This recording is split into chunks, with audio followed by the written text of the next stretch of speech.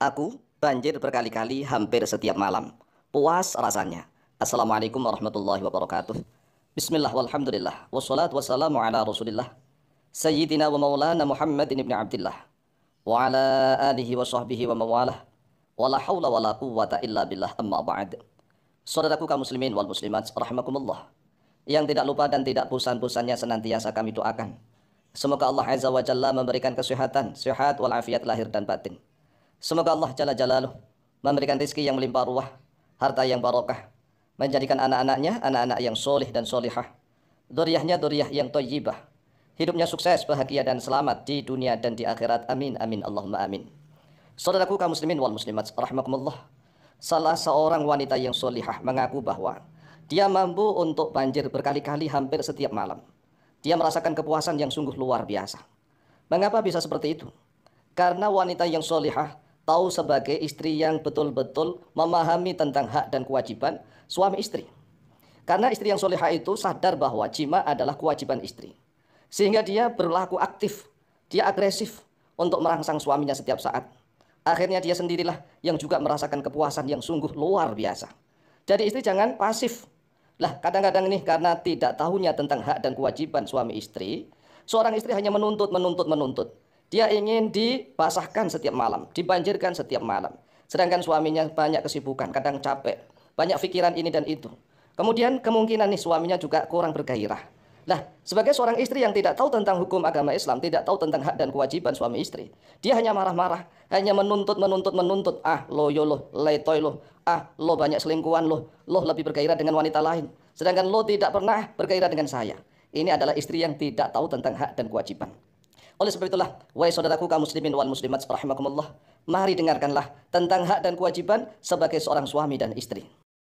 Jima atau hubungan suami istri itu adalah kewajiban istri. Sekali lagi, jima hubungan suami istri adalah kewajiban istri, bukan kewajiban suami. Jadi suami itu nggak wajib melakukan jima atau tidak, itu nggak wajib. Kalau seandainya jima itu kewajiban suami, lalu kira-kira wajibnya sehari semalam berapa kali? 5 kali atau 17 kali?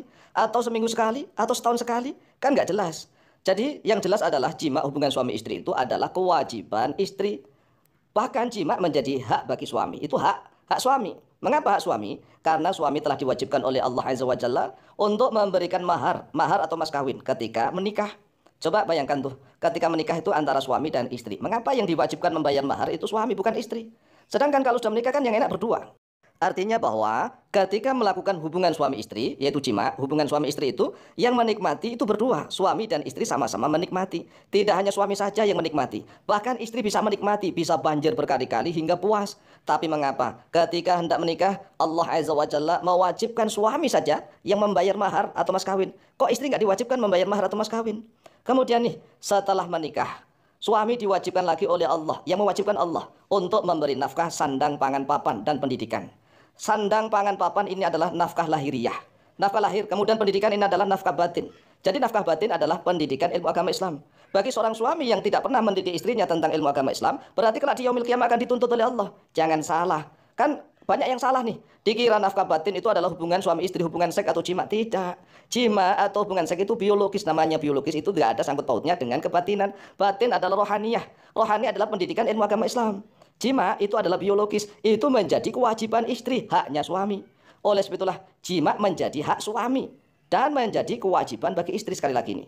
Jadi kewajibannya kapan? Sewaktu-waktu suami meminta jima, maka istri wajib untuk melayaninya.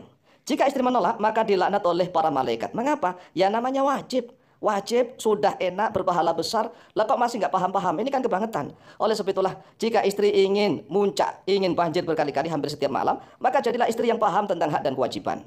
Dan kalau seandainya istri pasif, itu juga nggak berdosa. Istri pasif diam saja tatkala melakukan hubungan suami istri dengan suaminya, dia pasif menggunakan gaya seperti batang pisang misalnya. Batang pisang, batang pohon pisang itu kan diam saja. Itu ya nggak berdosa, nggak salah juga enggak. Karena istri memang hanya ingin melayani suami. Asalkan suaminya minta, kemudian dilayani gitu. Dilayani, diberikan. Tapi dia menggunakan gaya batang pohon pisang, diam saja. Itu juga nggak masalah. Yang dosa itu kalau seandainya suami minta, dia nggak mau, nggak dikasihkan.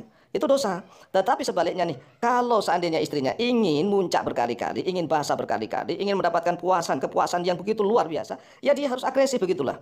Karena jima menjadi kewajiban istri. Maka sangat disunahkan bagi istri untuk selalu siap sedia. Pakai parfum, pakai wangi-wangian, dandan yang rapi, menggoda sang suami. Dan bahkan sangat disunahkan nih untuk bersikap agresif, merangsang suaminya, diraba-raba, diciumin, dielus-elus, pokoknya lah dirangsang agar hubungan suami istri mampu mencapai puncak kenikmatan yang sempurna.